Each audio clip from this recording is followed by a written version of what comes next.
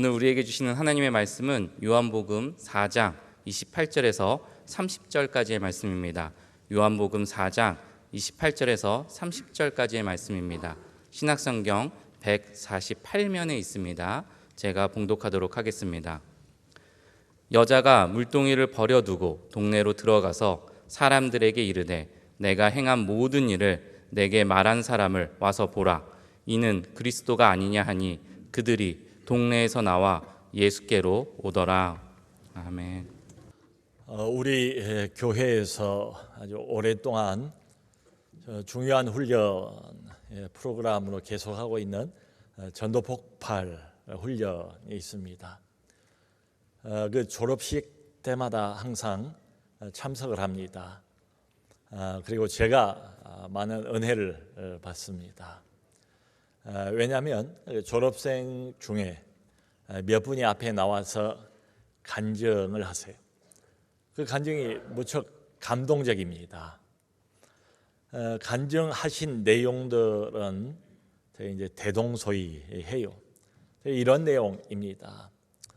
처음에 전폭 사역을 시작할 때만 해도 구원에 대한 확신이 없었습니다. 확신 없이 이 훈련에 참여를 했습니다. 그런데 지금 졸업하는 지금 구원의 확신을 얻었고 확신을 가지고 그리스도를 다른 사람들에게 전하는 이런 일을 할 수 있게 되었습니다. 이런 내용입니다. 그래서 궁금한 것은 도대체 어떻게 해서 참 짧다면 짧은 시간인데 불과 한 학기 만에 이런 변화를 가져오게 된 것인가?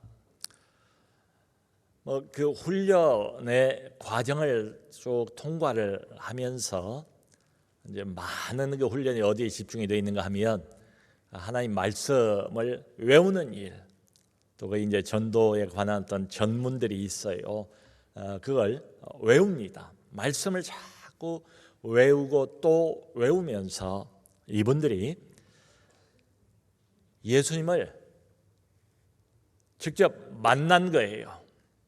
제가 볼 땐 그렇습니다. 직접 만났다고 해서 기왕에 교회를 다니던 분들인데 무슨 환상을 봤단 말인가 이런 건 아니고요.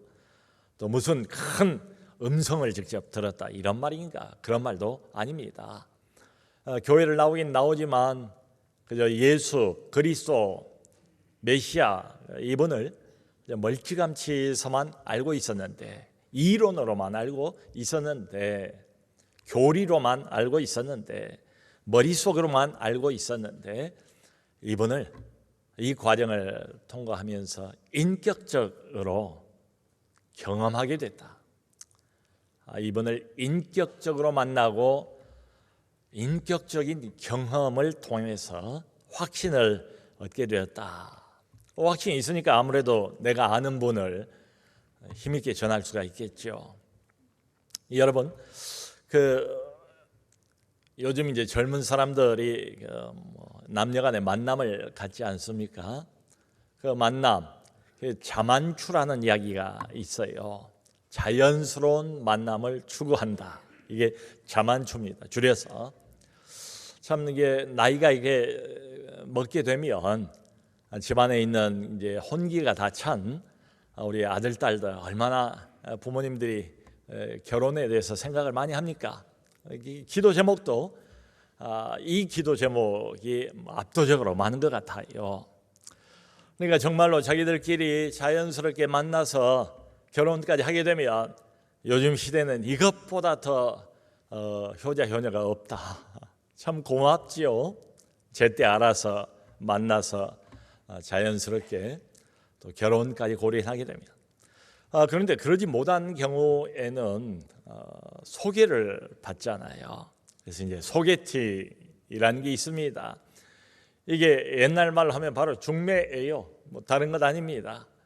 그러니까 두 사람을 만나게 서로 소개를 하는 거지요. 자, 그런데 우리가 이 소개를 하려고 할 때에 만일 이 사람들을 내가 그렇게 잘 알지는 못해요. 그렇다면 다른 사람에게 과연 확신을 가지고 마음을 담아서 소개를 할 수 있을까? 그러기는 어려울 것 같아요. 여러분, 비슷하게 전도라는 게 뭘까? 일단 전도는 이론은 아닙니다. 이론은 절대 아니에요. 한 사람을 소개하는 것, 예수님을 다른 사람에게 소개하는 일, 이게 전도지요. 뭐 다른 것이겠습니까? 그러니까 아무래도 내가 소개하는 내가 이분을 얼마만큼 아는가, 내가 아는 만큼 마음을 담아서 다른 사람에게 소개하게 되는 거지요. 가만히 보니까 이 일에 관해서도 무슨 성격 차이, 뭐 그걸 생각할 수는 있겠습니다만은 별로 관계가 없을 것 같아요. 예를 들어서 우리 안에도 내향적인 기질, 내향성을 성격으로 가지고 있는 분들이 많이 계세요. 둘 중 하나 아닙니까? 외향성 아니면 내향성. 그러니까 한 반 정도는 적어도 내향성의 기질을 가지고 있다, 이렇게 봐도 뭐 틀리지 않지요. 근데 이 내향성은 뭐 무대 체질하고는 한참 거리가 멀잖아요. 오히려 그 반대입니다. 그러니까 좀 수줍어하고 사람들 앞에 나가는 것을, 그리고 말수가 많은 것도 아니에요. 또 내향성의 성격을 갖고 있는 분들은 다른 사람들 앞에 가서 자기를 적극적으로 뭐 알리고 잘 그러지를 못합니다. 오히려 그 반대로 자꾸 좀 이렇게 뒤로 숨는 이런 경향을 가지고 있지요. 자, 그런데 이런 내향성의 사람이라 할지라도 이제 이걸 보면 놀라운 거예요.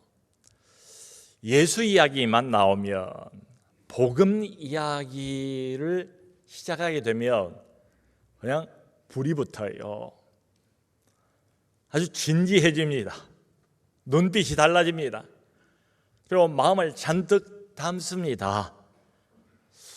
왜 이렇게 변화가 되는 것일까 생각해 보면 역시 대답은 이거예요. 이분이 예수님을 직접 만났으니까, 예수님 이분을 본인이 직접 인격적으로 경험했으니까 말이지요. 여러분, 이렇게 보면 신앙이라는 것은 절대로 지식만의 문제는 아니에요. 그것보다는 훨씬 더 체험의 문제라고 봐야 합니다. 그러니까 우리가 교회를 정기적으로 이렇게 딱 출석을 하는 건 고맙지만 우리 안에도 이렇게 보면 둘로 구별할 수가 있습니다. 종교인, 거기에 그친 사람이 있을 수가 있고, 또 신앙인 있을 수가 있습니다. 종교와 신앙, 이 둘을 구별하는 분기점이 뭔가 하면 바로 이 질문입니다. 예수님을 직접 만났는가? 나는 예수 그리스도, 이분이 기독교 신앙의 핵심인데 이분을 체험적으로 알고 있는가?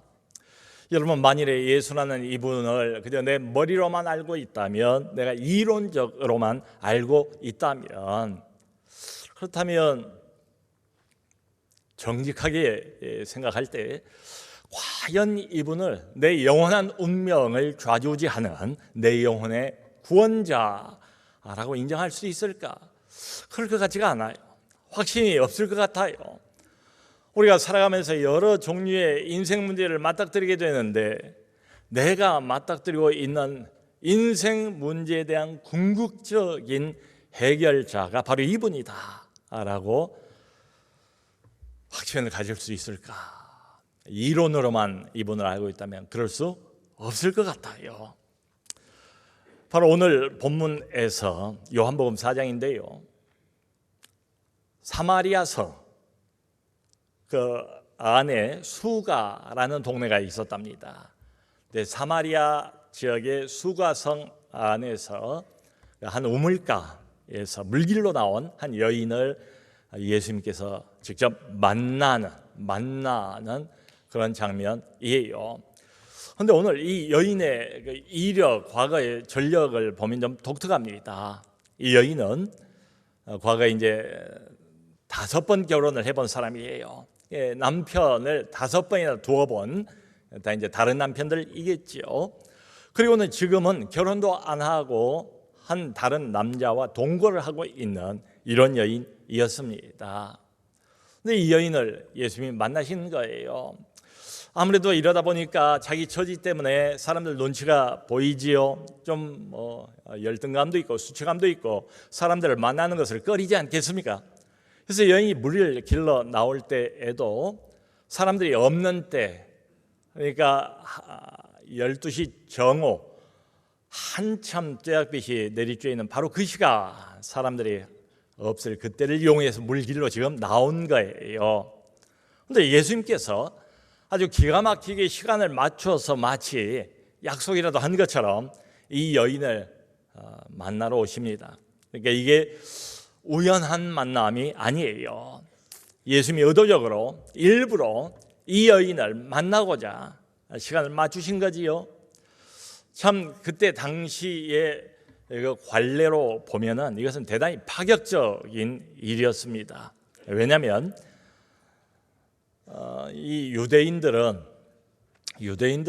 사마리아 사람들을 이방인 취급을 했어요. 오래전부터 다른 민족들하고 피가 섞인 잡족이다, 혼혈족이다. 그래서 이 사마리아 사람들을 괄시를 많이 했습니다. 여러분 이스라엘 지도를 보면 당시에 크게 보면 세 지역으로 구별이 되어 있어요. 맨 아래가 남쪽이 유대 지역, 가운데가 사마리아 지역, 그리고 맨 위 북쪽이 갈릴리 지역입니다. 근데 만일 남쪽에 있는 정통 유대인이 북쪽에 무슨 일이 있어서 갈릴리 지역으로 간다고 할 때 이 중간에 있는 사마리아 사람들을 만나기를 원치 않아서 부정탈까 봐서 시간이 걸리더라도 빙 가운데를 돌아서 직선 코스로 가지 않고 돌아서 갈릴리로 가는 이런 게 관례였습니다. 더군다나 지금 이 여인이 만난 이분 예수님 누구십니까? 성경을 보면 예수님을 향해서 사람들이 많이 랍비라고 부르지 않습니까? 이 랍비라는 것은 유대인들의 존경받는 선생님 이런 뜻이에요. 당시에 어떤 관례는 뭔가 하면 랍비는 공적인 자리에서는 결코 여자들하고 말을 섞지 않는 것이 관례였습니다. 그 랍비들의 계율서를 보면 이런 말이 있어요. 랍비는 전통도 지키고 권위도 지켜야 되기 때문에 길거리를 가다가 어떤 여자를 만난다 할지라도 여자하고 대화를 해서는 안 된다. 설령 그 여자가 자신의 아내라 할지라도 말을 하서는 안 된다. 뭐 이런 계율서의 내용까지 있을 정도였습니다. 그런데 왜 랍비 중에 랍비이신 이분은 이 여인을 이렇게 서슴지 않고 만나시는가? 일부러 시간을 맞춰서 이 여인을 찾아오시는 것인가? 대답은 딱 한 가지입니다. 왜요? 이 여자도 구원이 필요하니까요. 아니 이 여자야말로 구원이 필요한 사람이니까요. 여러분 이 세상에는 당시에도 그랬습니다만 지금도 마찬가지입니다. 소외당한 많은 사람들이 살고 있지 않습니까? 우리 주변에 괄시받고 천대받고 손가락질 당하는 많은 사람들 살고 있지 않습니까? 사람들은 이런 사람들을 뭐라고 대할지 몰라도 우리 하나님께서는 이들을 긍휼히 여기십니다. 이런 사람들을 사랑하세요. 하나님 사람과 다릅니다. 그래서 하나님께서 이 여인을 이런 사람들을 일부러 찾아오시는 거죠. 일부러 하나님께서 말하자면 시간을 내서 하나님의 마음을 써서 이런 종류의 사람을 만나주십니다. 그게 이 여인이에요. 여러분 요한복음 4장 오늘 본문 그 전에 나온 건 요한복음 3장이지요. 요한복음 3장에는 또 다른 유명한 사람 하나가 등장을 해요. 바로 니고데모입니다. 니고데모가 누굽니까? 니고데모는 정통 유대인입니다. 정통 바리새인입니다. 그리고 당시에 존경받는 산헤드린 공회의원이에요. 그야말로 그 계급, 신분을 비교를 해볼 때 3장의 니고데모, 여기 4장에 나와 있는 이 여인과 한참 격차가 나는 사람 아니겠습니까? 자, 그런데 성경이 의도적으로 3장에서는 그 유명한 존경받는 니고데모를 소개하고 바로 이어서는 가장 사람들에게 따돌림을 받는 한 여인, 수가성의 사마리아 여인을 소개하고 있습니다. 그 이유가 뭐겠습니까? 사람들은 어떻게 평가를 하고 어떻게 차별과 구별을 둘지 몰라도 우리 하나님께서는 사람을 볼 때에 전혀 그런 차별을 두지를 않으십니다. 니고데모도 하나님이 보실 때는 구원받아야 한 영혼일 뿐입니다.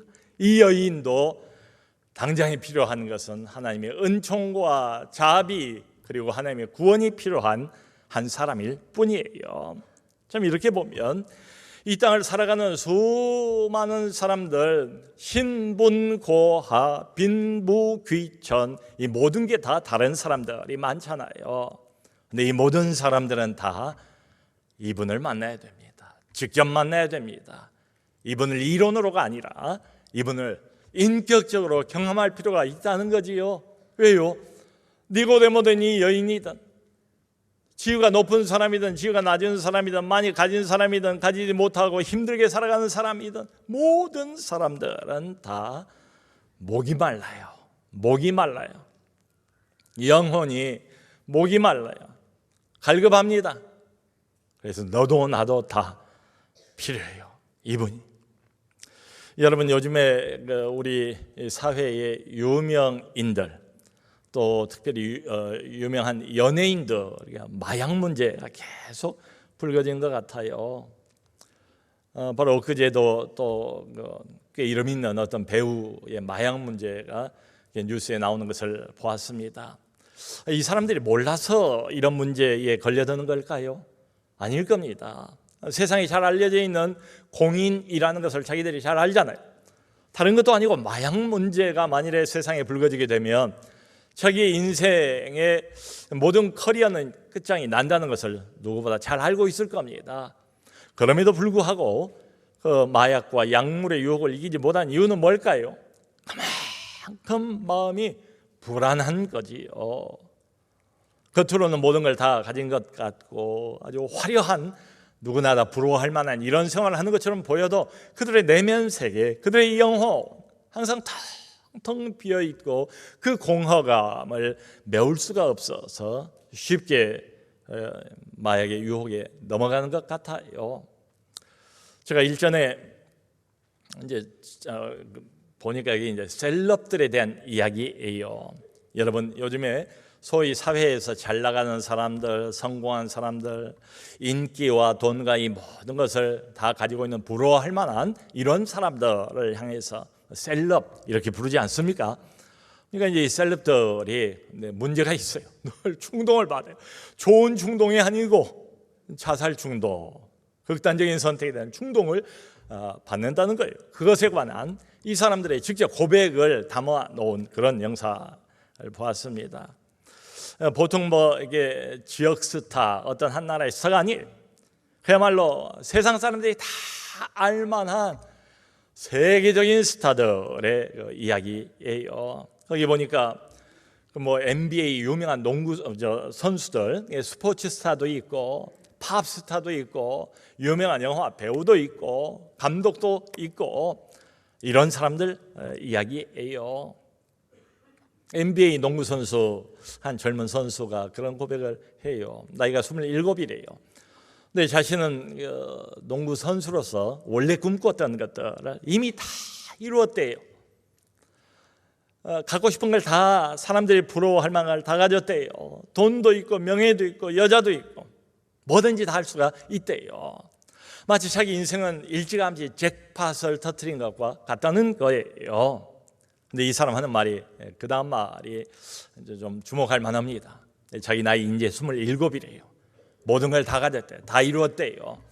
잭팟을 터뜨린 것과 같은데 27 이 나이에 잭팟을 터뜨렸으니 이후로는 내가 어떻게 살아야 합니까? 잘 모르겠습니다. 어떤 영화 감독은 제가 그렇게 꿈꾸던 것을 다 이루었대요. 다 성취했대요. 다 가졌대요. 근데 웬일인지 새벽 3시만 되면 어김없이 일어나서 벽 앞에 서서 어떻게 죽을까를 고민하는 자기를 발견을 하면서 자기는 두렵다는 거예요. 그런 고백입니다. 여러분, 요즘에 그 미국의 참 최고의 아이돌 스타라고 하는 그 젊은 남성 저스틴 비버라는 사람이 있습니다. 근데 이 저스틴 비버가 나와가지고 그런 이야기를 직접 해요. 이 나이에 모든 걸 다 가진 것 같대. 돈이 많대요. 그러니까 사람들이 점점 자기 옆으로 다가온 사람들이 많아졌대요. 근데 자기는 너무너무 내면 세계가 어렵대요. 그걸 견디를 못해서 마약에 손을 대기 시작했대요. 점점 더 그 강도를 더 해갔다는 겁니다. 그리고 나 아침에 눈을 뜨면 맨 처음 하는 일과가 뭔가 하면 나는 아침 일과를 마리화나를 피우는 것으로부터 시작을 합니다. 그리고 끊임없는 이 자살 중독 이기기 위해서 안간 힘을 써야만 됩니다. 성도 여러분, 여기 오늘 본문에 나와 있는 이 여인도 내면 상태를 보면 다르지 않습니다. 늘 불안하고 늘 여러 사람을 만나보고 여러 남자하고 결혼을 해봐도 여전히 공허하고 그런 여인이에요. 이 여인이 예수님과 대화를 계속 이어가지 않습니까? 예수님께서 이 여인에게 이런 말을 해요. 여자여, 이 물을 마시는 자는 다시 목마르려니와 내가 주는 물을 마시는 자는 영원토록 목마르지 아니하리라. 이 말을 듣자마자 여인이 기다렸다는 것처럼 예수님께 이런 반응을 보이지 않습니까? 주여, 그런 물이 있다면 지금 내게도 주옵소서. 여러분, 이 여인이 내게도 라고 말했을 때 이 내게도가 단지 이 사마리아 여인 한 사람에게만 국한된 그런 표현이겠습니까?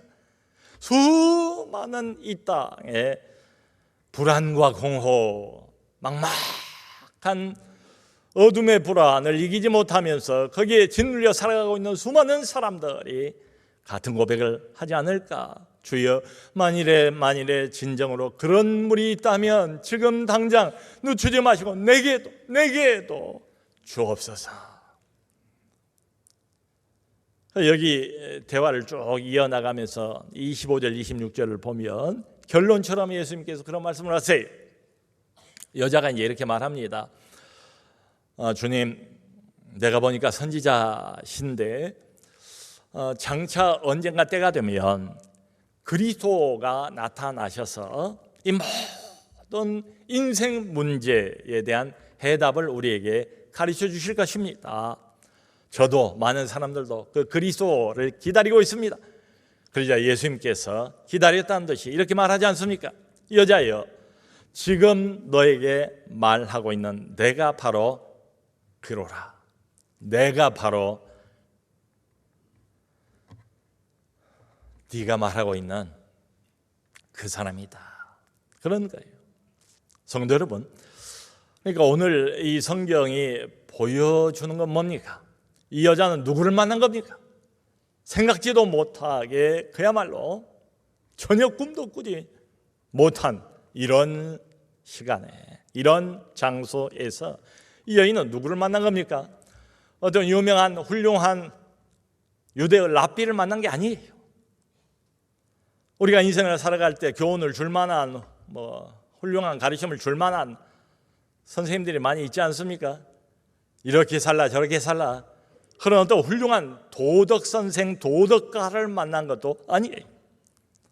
이 여인은 바로 이날 이 시간에 그리스도를 만난 겁니다. 메시아를 만난 겁니다.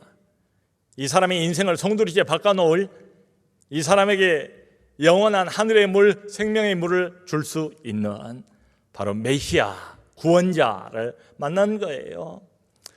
갈급하고 또 갈급한 목마른 영혼의 목마름을 한꺼번에 해결해 줄 수 있는 분을 만난 겁니다.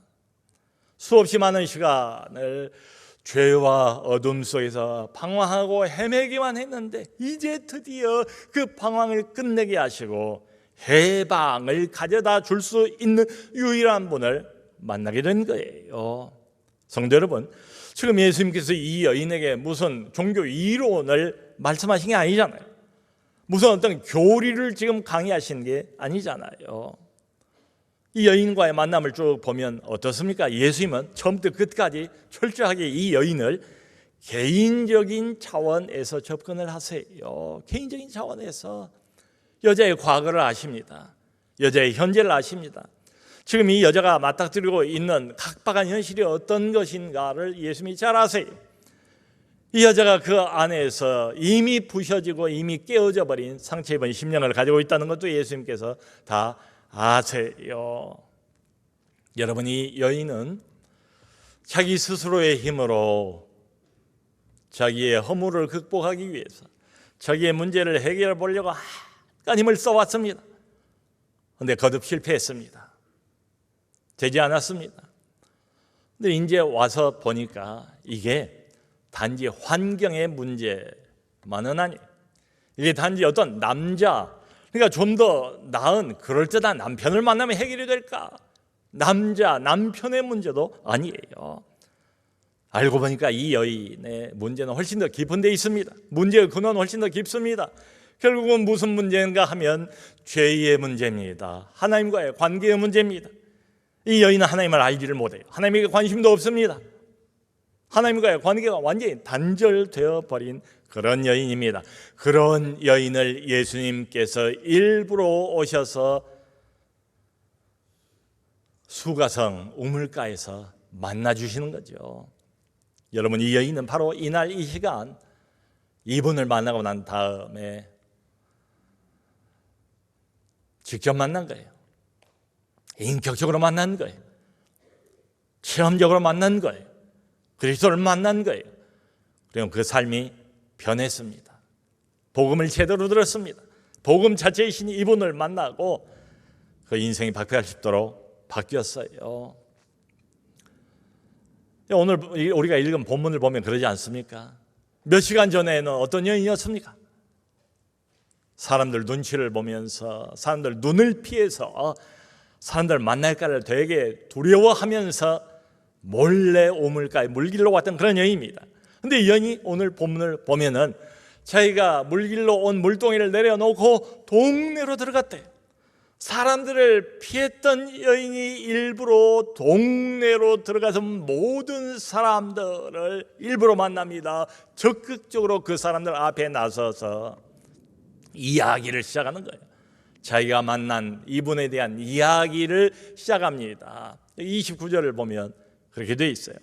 여러분 와보세요. 내게로 오세요. 아니, 이분에게로 오세요. 내가 만난 이분을 여러분도 꼭 만나보세요. 꼭 만나셔야 됩니다. 많은 동네 사람들이 이 여인의 이야기를 듣고 예수님께 왔대요. 예수님을 만났대요. 그리고는 이틀만 더 머물러 달라고, 자기들과 함께 있어 달라고, 말씀을 더 해달라고 간청을 했습니다. 그리고 난 다음에 여기 뒤에 보면 42절에 결론이 이렇게 돼 있어요. 여인에게 동네 사람들이 이구동성으로 이렇게 말합니다. 이제 우리가 이분을 믿는 것은 네 말 때문에 믿는 것이 아니다. 우리가 이분에게서 친히 그 말씀을 듣고 이분이야말로 세상에 오신 참 구주신 줄 우리가 알기 때문이다. 고백을 한 장면이 나와요. 성도 여러분, 이 여인은 복음의 통로가 된 거죠. 이 여인은 하나님의 은혜와 사랑을 다른 사람에게 전달하는 역할을 한 거죠. 전도자가 된 거지요. 성도 여러분, 이런 관점에서 바라보면 전도라는 단어 자체가 우리는 무겁지 않아요. 그런데 전도를 이런 관점에서 바라보면 뭐겠습니까? 전도는 다른 것 아닙니다. 전도는 이야기하는 거예요. 내 이야기를 하는 겁니다. 내 인생을 이야기하는 겁니다. 내가 만난 이분을 이야기하는 겁니다. 이분을 만나서 내가 어떻게 변했는가를 그냥 자연스럽게 이야기하는 겁니다. 내가 직접 만난 분을 이야기하는 거니까 어려울 거 없잖아요. 거기에 무슨 뭘 꾸며댈 것도 없잖아요. 진솔하게 내가 경험한 거니까, 내가 경험하고 내가 직접 체험을 한 내용은 힘이 있지 않습니까? 그냥 내가 만난 그리스도, 내가 만난 예수, 그걸 이야기하시면 됩니다.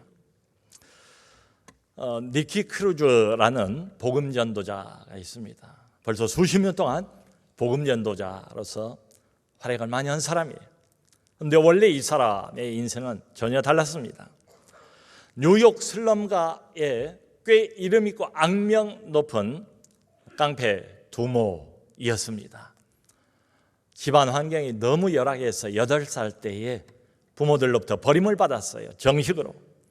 그리고 살아남기 위해서 일찍 갱단에 입단을 했습니다. 뛰어난 활약을 보이고 거기서 일찌감치 보스가 됐어요.